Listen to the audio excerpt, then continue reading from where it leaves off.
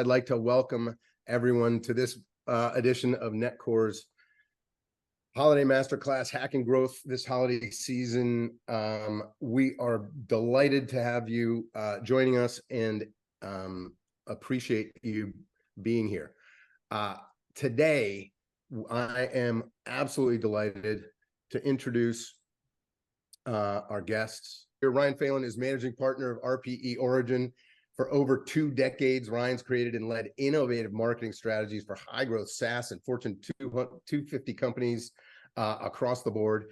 His experience and history in digital marketing has shaped his approach in creating innovative orchestrations of data, tech, and customer activation for many of today's top vendors, as well as several of yesterday's. He is a resident of Dallas, Texas. His background experience, unique perspective, made him a popular keynote speaker, writer, and thought leader on digital and email marketing issues. And he has been named one of the top 30 digital strategists in the U.S. in 2023, recipient of the Thought Leader of the Year award from the ANA, a big honor. Ryan, thank you for joining us today. Thanks. Great to be here. This is fun. It is going to be fun. And delighted to introduce Chris Marriott, president and founder of Email Connect, a veteran of digital marketing, including over a decade in email marketing. Chris is an experienced digital marketer with a passion for connecting leading marketers with the right marketing technology partners and platforms. Prior to founding Email Connect, Chris built the consulting practice at the Relevancy Group, where we work together. Where he was focused on working with Fortune 500 companies in the vendor selection process. Before that, he served as a tenured executive at Axiom, leading its global digital and email agency services team. He's a regular columnist for iMedia Connection, remains a consultant for a variety of emerging companies. Chris, thanks for being here today. Great to be here. Great to be here with you both. I mean, what an august body of knowledge. It really is, and I'm psyched to get into it. And to really get into it, Phelan, I read your blog post that you posted this morning. I mentioned in your intro, you've been doing this for over 2 decades, but you've been doing it for exactly 25 years. Exactly 25 years today. Apparently. Yeah. And so kudos on that anniversary for sure. But, and as you mentioned in your post this morning, a lot has changed in that 25 years. We have really shifted, and you called it out, from a channel-centric view of the world to an omni-channel centric view of the world.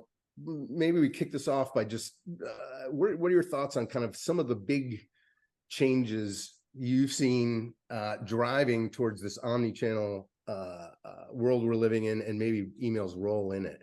Yeah. I think, and I mentioned at the article, and I think the dichotomy between what we were doing 25 years ago and what we're talking about today is so vast, right? 20-ish years ago, CY coming out with a trigger for abandoned cart within an hour was like earth-shattering for the entire industry.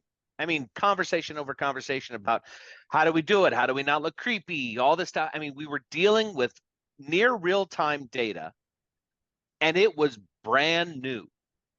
And fast forward to today, we're talking about, in some experiences, you get an email, you may get a push, you may get a text, you may get this, that, and the other thing, all within a certain period of time.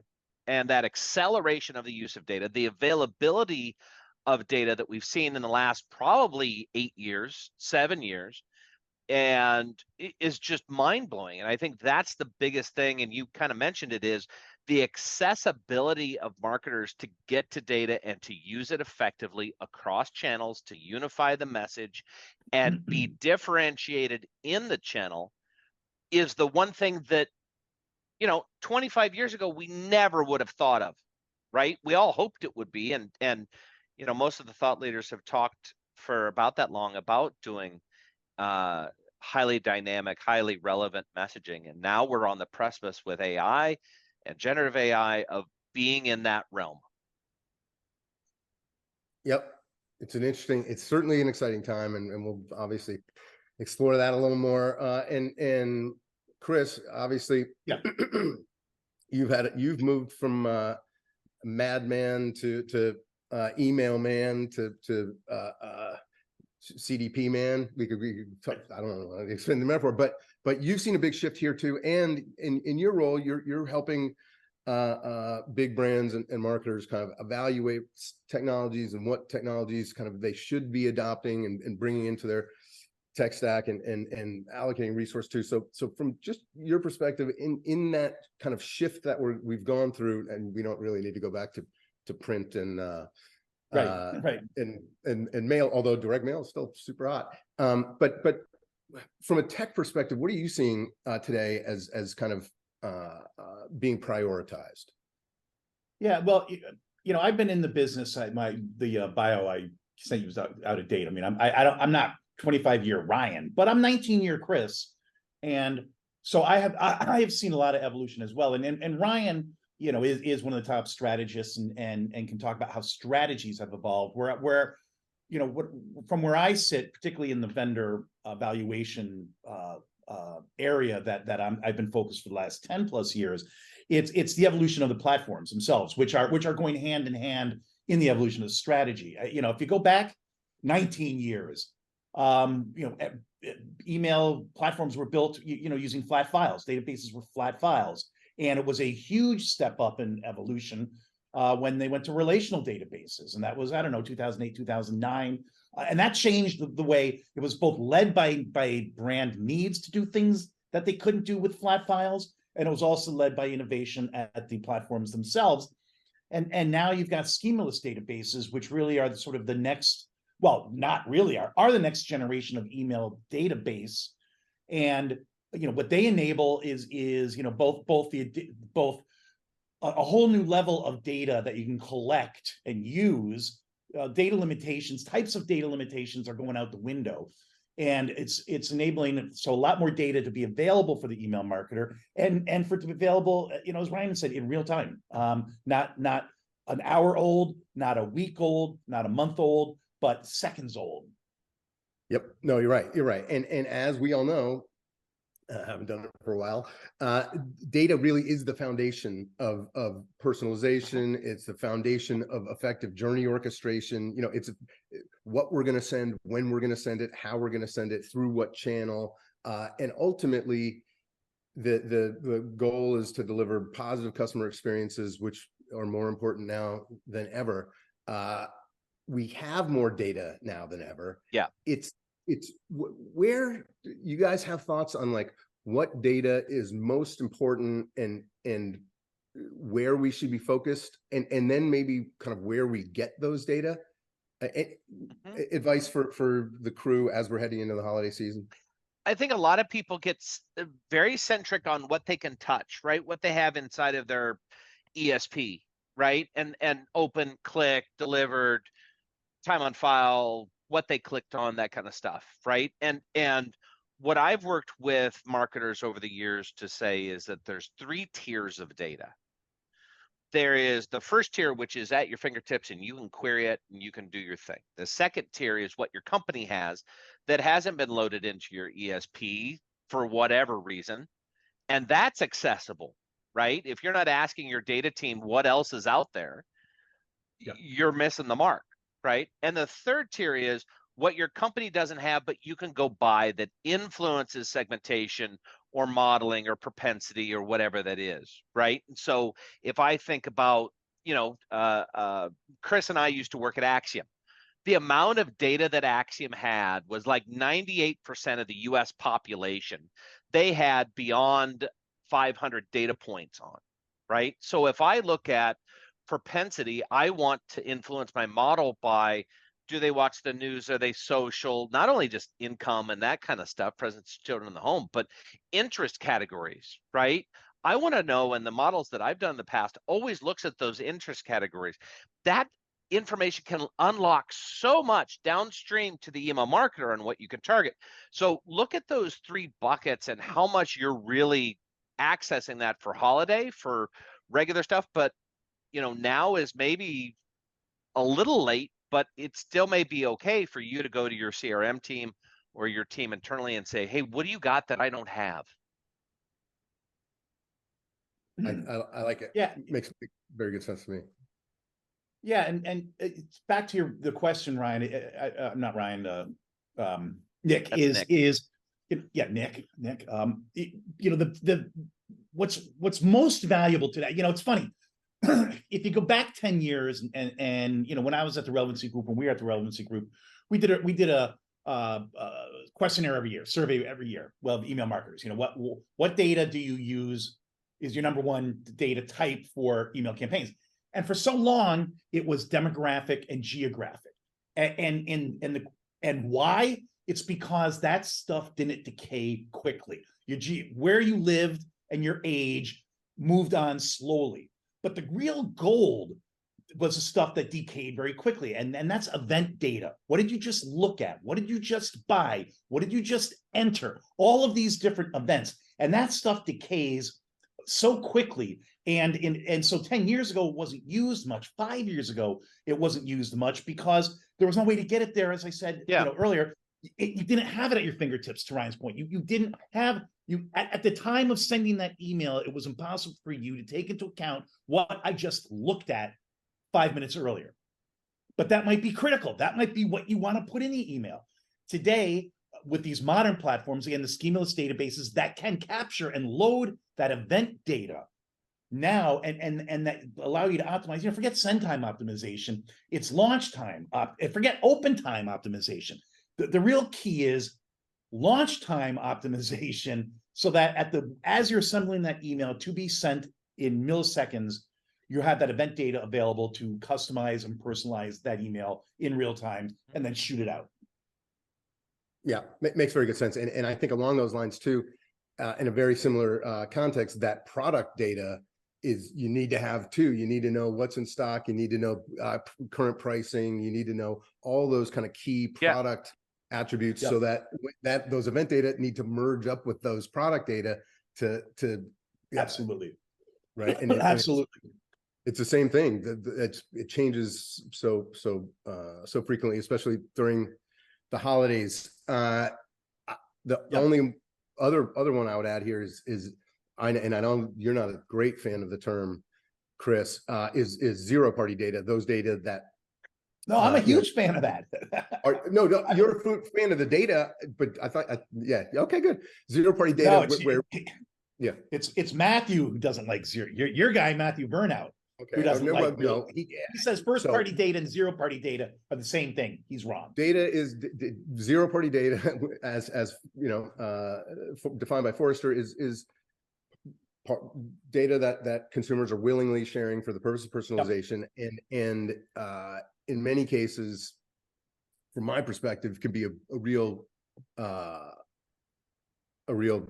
driver of kind of effective personalization. Along with all these incremental data come data management struggles, integrating data sources, normalizing data, identity management, all these things that we do when we have more data coming from more places. Thoughts from you guys on just what type of capabilities we need? And you mentioned the schemaless database stuff, Chris, but do we need, does everyone on the horn today need a customer data platform or a CDP like capabilities to manage this? Chris, you take it first. I'll go first in this one, and we could have a whole session on this, the three of us.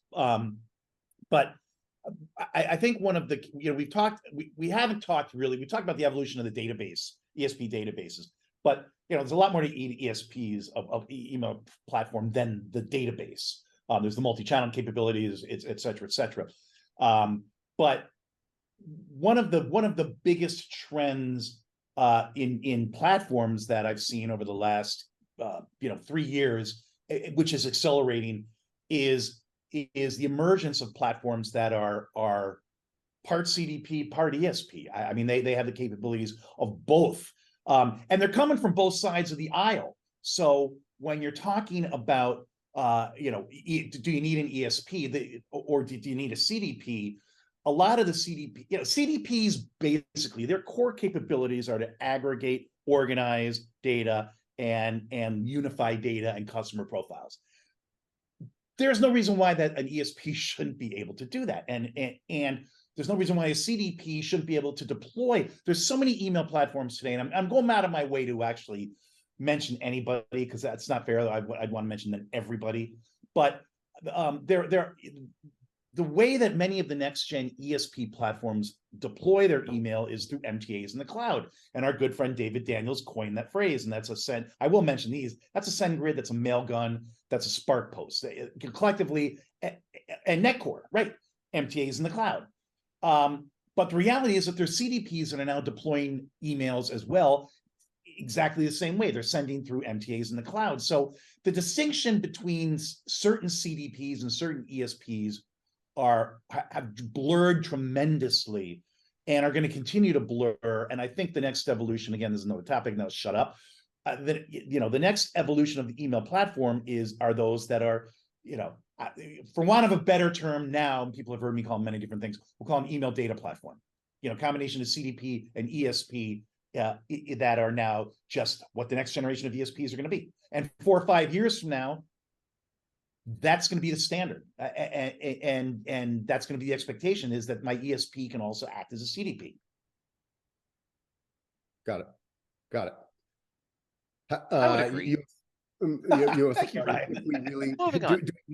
but do we need a 360-degree view, or Yes, we needed 360 degree of our customer to be able to kind of.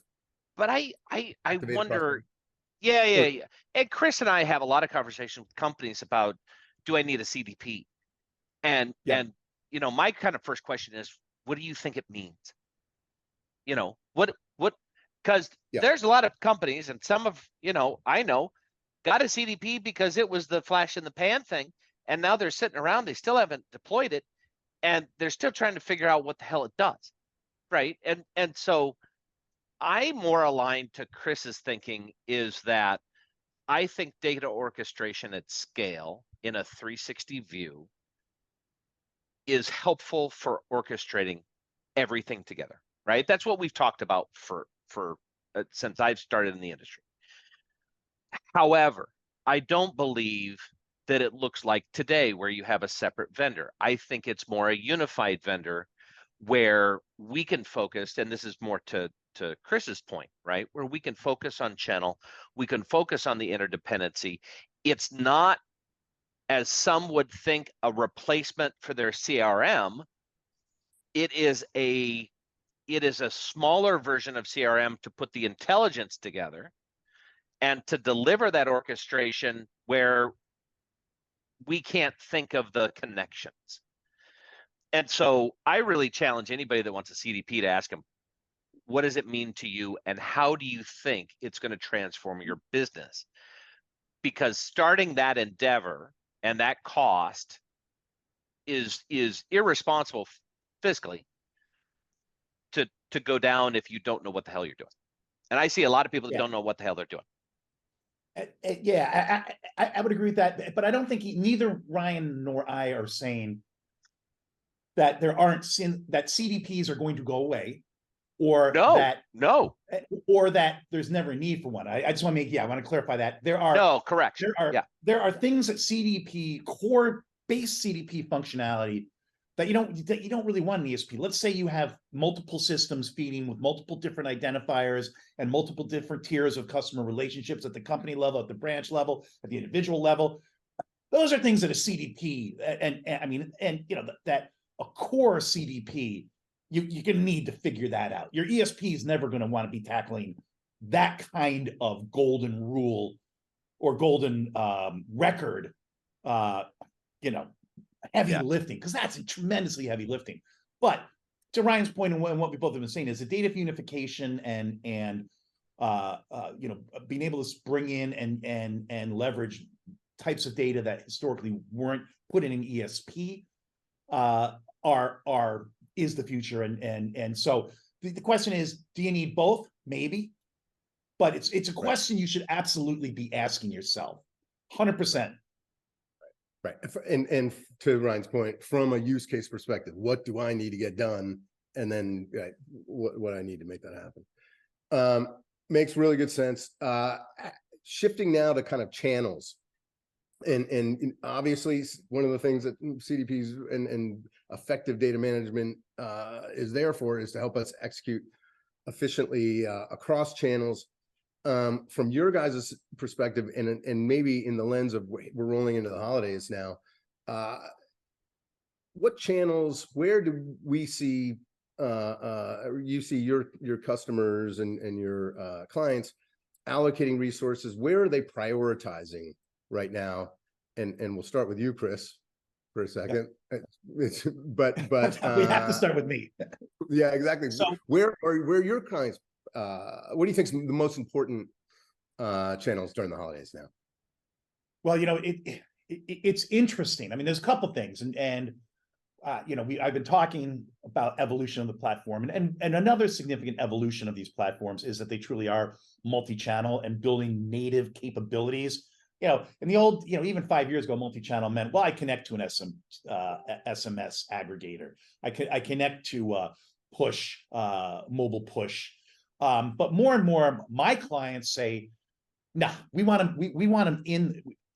We expect an ESP to have full mobile capabilities. We expect an ESP to have full social capabilities, because while email is by far and away the most important channel, and is going to be for a long time, the other channels are still important, and particularly what I'm seeing is increasing importance of mobile push and push to app, because the apps are becoming more and more a feature of everyday commercial life. And there's some companies that are mobile first. We all know that are mobile before they're web. So what I'm seeing is the capabilities of email plus mobile push increasing in importance. And again, there's brands out there that are doing both, and the systems don't talk to each other, and so they'll say, well, I don't know how many emails and mobile push messages I sent to Ryan Phelan today, because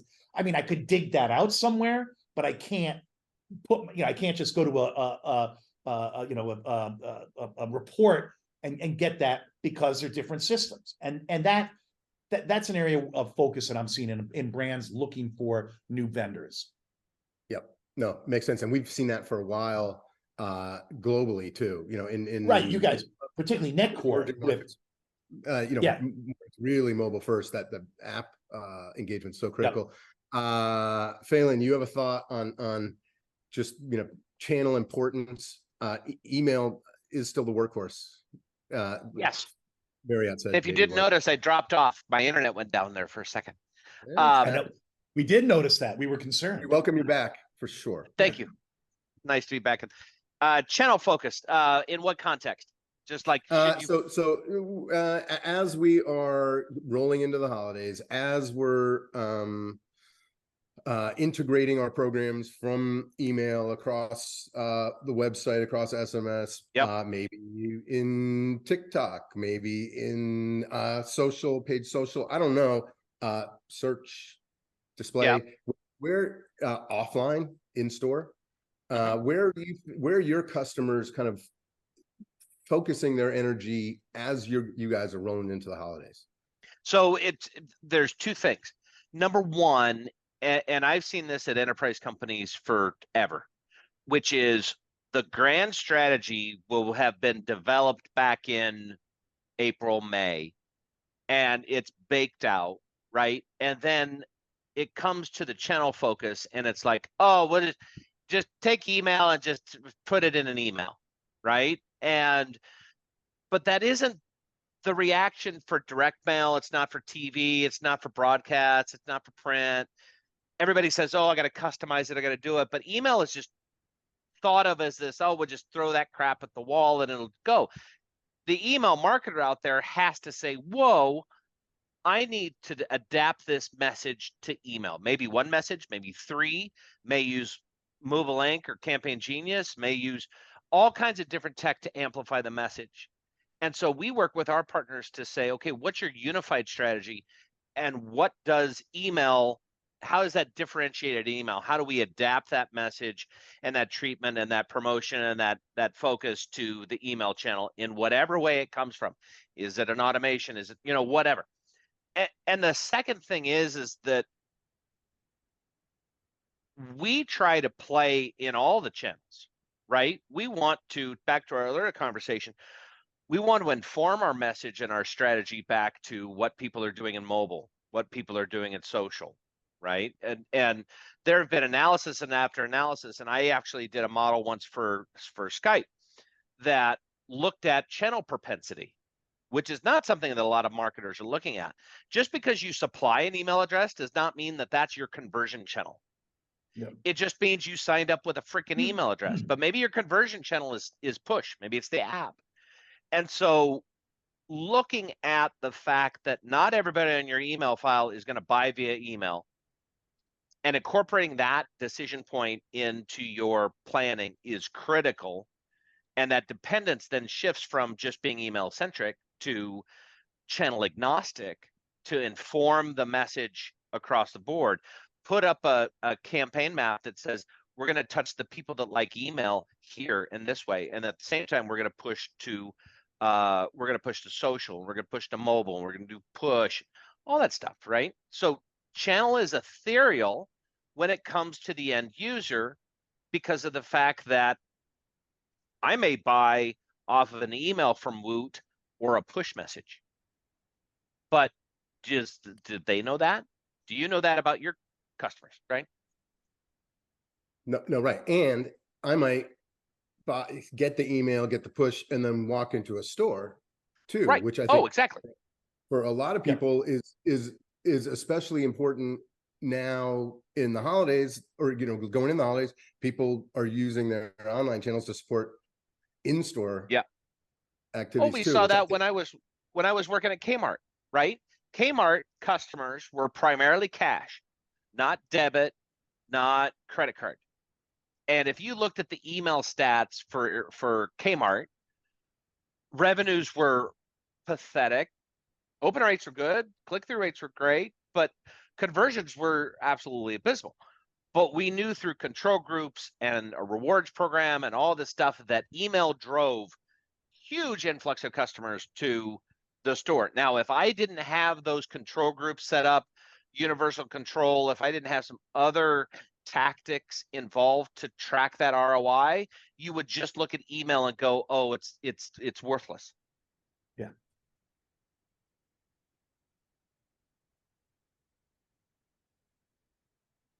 Lost your voice, Nick. Nick, we lost your. I'm sorry. I apologize. I was muting as I was coughing, but I was also noticing we have some questions here. We'll get to those. And we will get to those in a minute.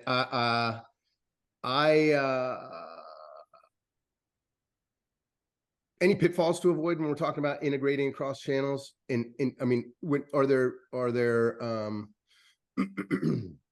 maybe things we shouldn't be doing, or some any disasters and that we can avoid? Yeah. One of our products that we have is migration discovery, right? Which is helping companies set up a new platform and do it in the right way. And one of the exercises we go through is, what available data do you have today? What do you need tomorrow to enable the technology that you're moving into? And how do we get it effectively? But then there's also a layer of, what don't you need? Let's not just get it all because it's there. Now, in some companies, you do want it all, right? You have the capacity in the room to have it all. But a lot of people become overwhelmed by the immensity of data. You have to look at the use case and go, okay, I need this. And in future state, I need this. That takes quite a bit of strategic thinking. But one of the discussions we always have with clients is, what is your current state? And let's think about blue sky, your future state, and plan for that 18 months out and get that in order, right? A lot of the things, the other pitfall is, if you're not ready for holiday today, you are so behind, either from data, your automations, whatever that thing is. If you're not waiting to get a design back or something, then drop everything and run, No, I did a webinar a few weeks ago with that same message. We are in the heat of it right now, for sure. Any thoughts from you? So let's Yeah, maybe. I think, well, you're not really doing on the channel if you're just sending messages through various channels. You're not doing on the No. channel unless you're orchestrating those messages between the channels, which means, it gets back to what I said earlier, exactly, and something Ryan said. You're strategically, you're using the channel they're most likely to engage with because you've been tracking that. You're also tracking how many times you're touching them across all the channels. It's not, it's not just email fatigue. It's touch fatigue. If I'm getting Yes. X, if I'm getting push, if I'm getting emails. So all of that, both which channel you use and how many times you hit somebody needs to be orchestrated. And only then can you say, I'm doing omni-channel marketing. Otherwise, you're just doing omni-channel messaging. And that can lead to a lot of fatigue on the part of people that you're pounding with messages. Yep. And the other thing that can really lead to fatigue is when we are messaging our audiences with irrelevant stuff that is not engaging and not specifically tailored to them.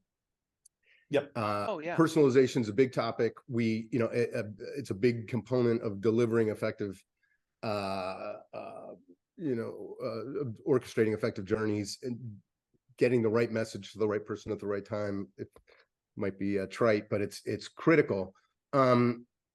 But it's also very expensive, right? A lot of marketers invest a lot in personalization. From your guys' perspective, where is should we just be batching and blasting and giving our best message out there, or do we need to get more honed in our personalization? Where's the balance there, and can we go too far with personalization? What are you guys' thoughts on that? Oh yeah, I mean, let's start from the extreme and go backwards, right? You can go too far. Everybody's talked about creepy data, right? Which is data that the consumer does not expect you to have or to use. And so use of that creepy data in a blatant way is an easy way to drive opt-out and to drive negative social commentary. If you use it for targeting to construct a message, great. And to create a segment, fantastic. But you don't go to the customer and says, hey, I know 5 minutes ago you walked by our store on 38th. That's creepy. But I think it really does go back to personalization at scale has to be really dependent upon what you can achieve. I've been a long proponent of what I call incremental innovation, which means that email marketers as a whole are constrained by time, resources, and money. When I was on the retail side and working with partners, I know that they're crushed every freaking day trying to get an email out the door or plan for next week's email or whatever. And you can do what you can do. But the one thing I would caution is don't get complacent in that is the achievement of personalization. So you use a first name. That's not personalization. That's just inserting somebody's freaking first name. Whoop-de-doo. Yep. You passed elementary school soccer, right? What we want to see is how does the content change based on the person? And so as you work on that journey from I learned how to hit a soccer ball to the messages developed at send, it really just does depend on you not being complacent and always pushing yourself forward to do something else. Yeah, and I would add, I think the best personalization feels like a conversation where it's a continuing dialogue between you and the marketer. They remember what you just did. They remember what you've told them in the past. They know what you might want in any given moment. And so that it's really ongoing. It's not just a personalized email and then there's another personalized email. But again, it's a continuum of dialogue between the brand and the consumer that takes into account everything I've done and told them in the past. Yeah. It's fulfilling on the expectation that you have as a consumer. When I open an email and from Nordstrom's and it's selling me women's stuff, I'm like, why? Yep. Now, if I carry that into my job, if I carry that into my clients, then I should be pushing my clients not to make the same mistake. I should be pushing my own program not to make the same mistake. I should be pushing my program to be the ideal of what I want to see as a consumer in the inbox. And that's our motivator to get down the road and to get into that conversation, like Chris said. Yeah, makes sense. Makes sense. In the holidays, sometimes you might be buying women's clothes, right? You might be buying gifts for women, right? So your buying patterns change, or oftentimes one's buying patterns do change during the holidays. From your guys' perspective, is there, like, how do we balance kind of that personalization versus either product discovery, just giving people more stuff to find? And a question for you, should we maybe in the holidays do less personalization to kind of drive more discovery, based on that? And do your customers do that? Yeah. I cheated. I looked at the questions, and one of them was, what do marketers do wrong? And I think one of the things they do wrong is exactly what you said, is that they don't separate year-round behavior from holiday behavior, and so on personalization or on anything else, your profile, it can get thrown out of whack if the brand doesn't take into account that this is not my regular buying pattern. This is not my regular buying season. And don't let that mess up a profile I've spent 12 months creating. And so coming out of the new year now, it's like I'm talking to an entirely different person. So I guess I didn't answer what do they get wrong during the holidays. I'll let Ryan answer that. What I'm saying is what the holidays can make them do wrong right after the holidays. And again, I've blown up a profile, and now that person doesn't, they're no longer sending them relevant things. I'm sending it to holiday Nick, not year-round Nick. Yeah, it's the exception, not the rule. In coding and in different aspects of business, you look at what's the exception versus what's the rule. The exception is the adjacent purchase for my wife, my mother-in-law, my father-in-law, my father, right? But any coherent model has to account for that adjacent purchase. Yeah. And in the same way, messages during holiday need to acknowledge the adjacent propensity to buy, but need to stay on a core of who you're speaking to. So if I'm relevant all year with men's stuff from Nordstrom's, and then they start sending me a whole bunch of crap, I've lost that relevancy because they want me to think about everything else instead of the core message being men's pants or men's shirts or the new sweater or something. And here's some other stuff. I'm redesigned my template to bring in that adjacency, that secondary or tertiary gift purchase. I've labeled it gift purchase or whatever, right? We haven't thought through the adjacency to account for it. We've just said, throw a bunch of crap in an email and blast it the hell out. But the problem is that every year retailers are going up by 10 to 20% in their volumes. So now you're sending more stupid stuff. Stop. Yeah. No, that is a problem, because volumes. Yeah, right. I mean, the inbox is now more congested than the mailbox. Last year, I swear, the whole year, and I don't know what it was, but I mean, every year as an email marketer, I look at the inbox from everybody else, and I know that there's an increase, right? But last year, I don't know what it was, but I felt like I was getting pelted every time I opened the inbox. I mean, I just got more email than I could even imagine. And here's what we're driving people toward, folks. Swipe, swipe, swipe, swipe, swipe, swipe, swipe, or just that's right. Bulk delete. I don't care what your message is. And I'm not asking everybody to slow down, because it's like a mutually assured destruction. Yes, but make your stuff relevant so that I go, oh, I'm going to open this one out of all the other crap. I think I think you hit the nail on the head, right? It's got to be extraordinary, or else you're going to be ordinary, and you're going to be one of the ones swiped aside. And I think if brands can establish you know, some real high level emails, high level relationship in the inbox. You know, people do, obviously the channel is still working for us. It's just we got to do better, stand out in a crowded inbox. Particularly to Ryan's point, it's when, because we all probably do this, you know, when we get that barrage of first in the morning, we've got 30 emails in our inbox. We triage, we go down, or at least I do. I go down, get rid of. But I always leave 4 or 5 that I don't read instantly, but it's like, I'm going to come back to them. You want to be one of the ones they come back to. Now, how do you get to be that? You either have a subject line that's personalized in a way that makes it interesting, or your brand I have a good relationship with because you haven't annoyed me, you haven't barraged me. You know, my wife the other day was complaining. You know, she's like, every time I buy from somebody online, I suddenly get, you know, all of these emails, and it's like, do they not know I just bought from them? And I said, well, you know, there's the old direct marketing recency frequency rule. You know, that the people who bought are most likely to buy from you again. But folks, you know, there's people like my wife who are annoyed by that. And, you know, watch the behavior of people. When you're using even those models, you're never going to annoy somebody into buying something from you. So you gotta, you know, not everybody should get the same cadence of emails. You know, look at what they're doing. Going back to what Ryan said, wait for it. Look at their engagement, the simple engagement. And if they're not engaging, slow it down, particularly during the holidays.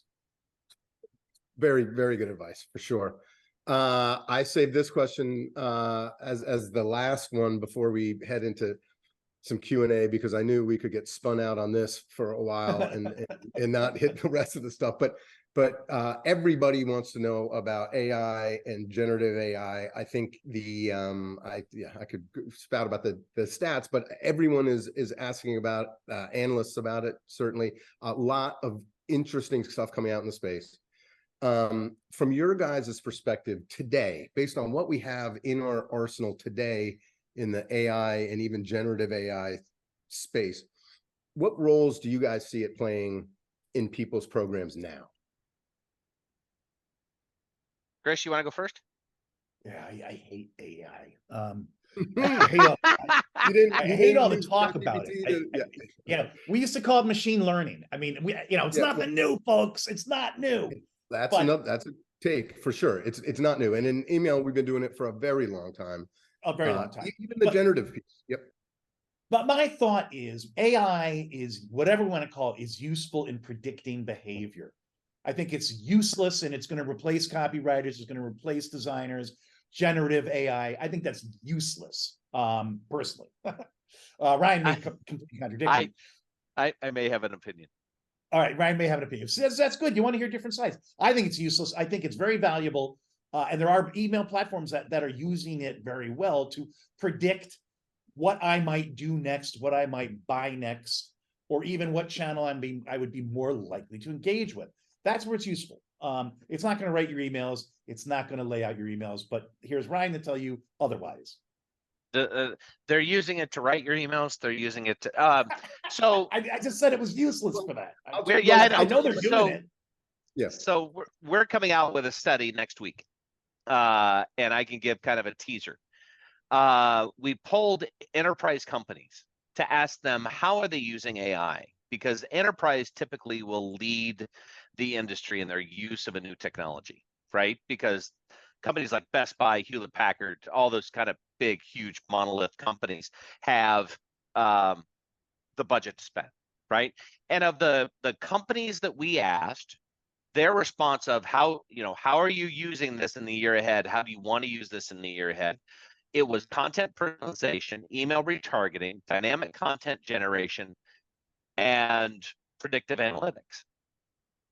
And so the mindset from the enterprise class is there. When we asked how many people, what percentage are using it currently, it was 22%. 24% were using it extensively.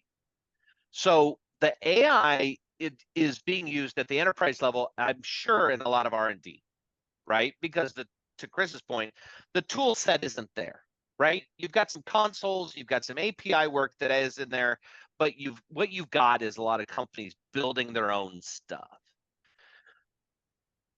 what I want to see in 24, and I think it'll probably take until 25, is where does the ESP class come at this, right? Subject line AI, I laugh at, right? MailChimp has it, and a couple others have rolled it out, and they're like, oh, I can build your subject line. Like, who cares? But I want to see really in a way that hasn't been done since the wars of responses and exact target. I want to start seeing the ESP class really start to go to war with each other on how they implement AI beyond at a scale perspective, with content personalization, content insertion at the time of send, segmentation and modeling, and recognition of intent. But the study that we're releasing has a whole bunch of graphs and a whole bunch of layout about how it's currently being used and what the plans are in the short term by enterprise companies. It's a great paper. Check back next week. But the net of it is that AI isn't going anywhere, and it is the new neighbor that we have to welcome before it kills us all. No, I will say, I will say that the AI that I like, that I've been talking about, the predictive and I mean, Netcore, right. You guys are one of the ones, I'll give you guys a shout out from a platform standpoint, are one of the, your AI tool is, you're not touting it as, oh, it'll write your subject lines, it'll write your, it'll redesign your emails, but you're really talking about, it will make you a smarter marketer. And that's the kind of AI I can live with. Yep. No, for sure. And you hit on it, the predictive segments, the propensity stuff, that's all critical and can save a lot of time and energy. Yep. I will tell you, we do have subject line generation 2 built in there, but so not, yeah, it's, we don't, but that's okay. It's a bell and whistle, folks. As long it's a bell as and a whistle. As long as that's the end of the sentence. Oh, and they'll write a subject line for you. Exactly. Fantastic. Exactly. No, right. This whole, it's got cup holders. Yeah, I think you're right. I think you're right. And I think some of the stuff that's under the hood, like catalog enrichment, and where AI is developing a whole bunch of synonyms based on an existing item in the catalog, or generating product descriptions that are then highly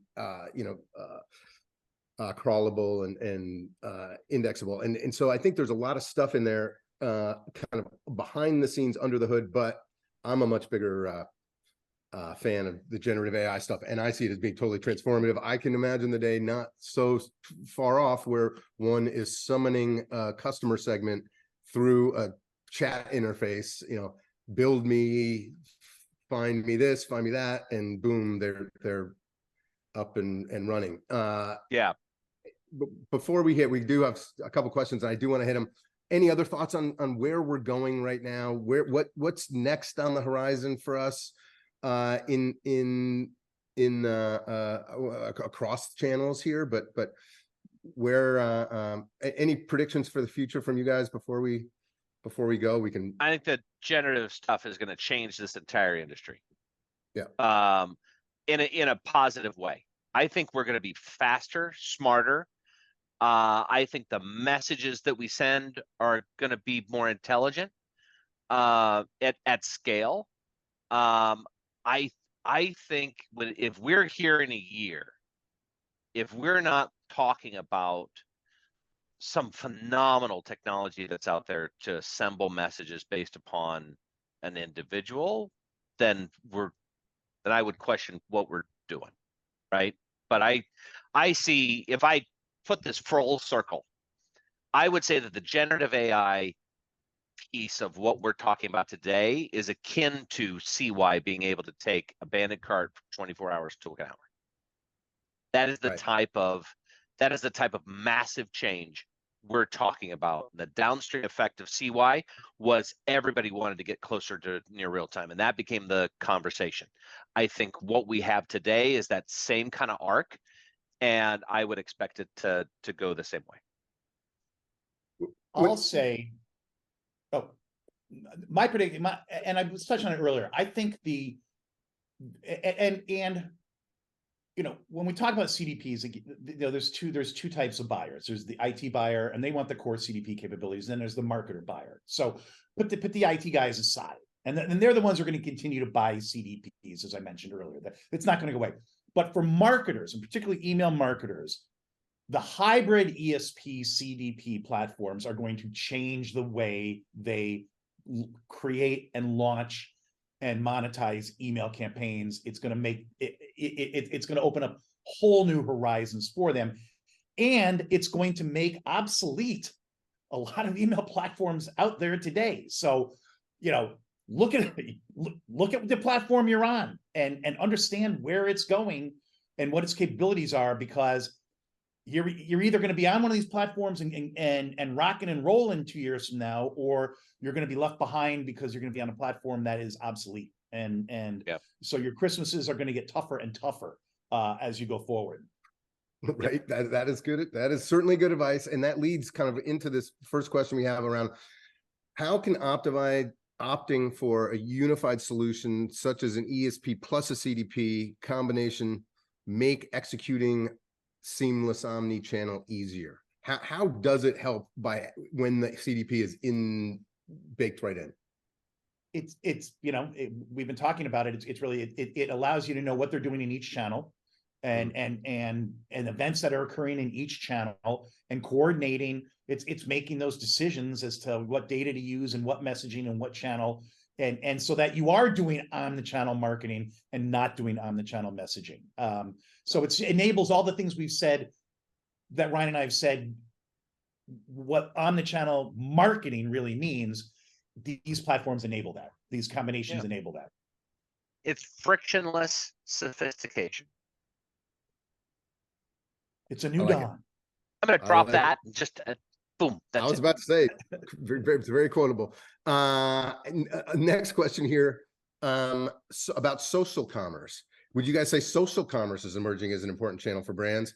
And do you think it will develop in the coming years and maybe blend with other key channels like email, website, mobile apps, etc.?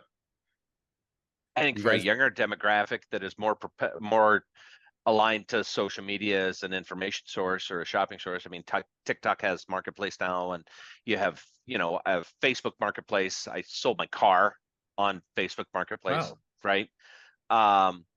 I think social commerce does have a presence. I think it is the catalyst for cascading forward to changing how we think about purchase, how we think about conversion, how we redefine macro and micro conversion. And so, I think it does have a place. I think it is not as broad as probably a lot of people think it is. It's a niche, but you as a brand should focus on that niche, or at least test into it to see if there's a possibility there. Yeah, 100% agree with Ryan. I think social is always about to be the next big thing, and it just never quite gets there as a marketing tool.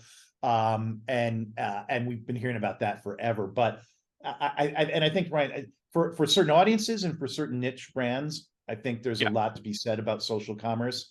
I don't see it as ever competing with some of the other channels we're talking about for the dollars of mass, major retailers and mass marketers. Yeah. So it has a place. It's a cutout, but is that cutout away from another channel, right? That's what you have to do with control groups. Is did you just transfer the revenue to another channel? Right. Because it's a zero-sum game, baby. No, right. And we do see a lot more just kind of in-channel conversions, moving, conversions happening not on the website, either in app. I will tell you in email with interactive emails. But yeah, there is that push to kind of convert, other places is certainly a trend here. Gentlemen, it has been a real pleasure having you here today. I sincerely appreciate you both joining us, and I appreciate everyone else joining us on the line today and watching on demand. Chris, thanks very much for coming today. Thanks, Nick. Ryan, and great talking to you both. Happy 25th anniversary. 25th. Thank you. Right. Great celebrating. What a better way to celebrate it than with friends. And there you go. Talking about email. There we go. Some of my closest friends in the world are from this industry, and I'm honored to count you guys as very good friends, very close friends. Appreciate that. With that, thank you so much, guys. I sincerely appreciate you guys joining us, and look forward to joining on a next on an upcoming masterclass. Everyone have a great one. Great. Thanks, everyone. Thanks, everyone.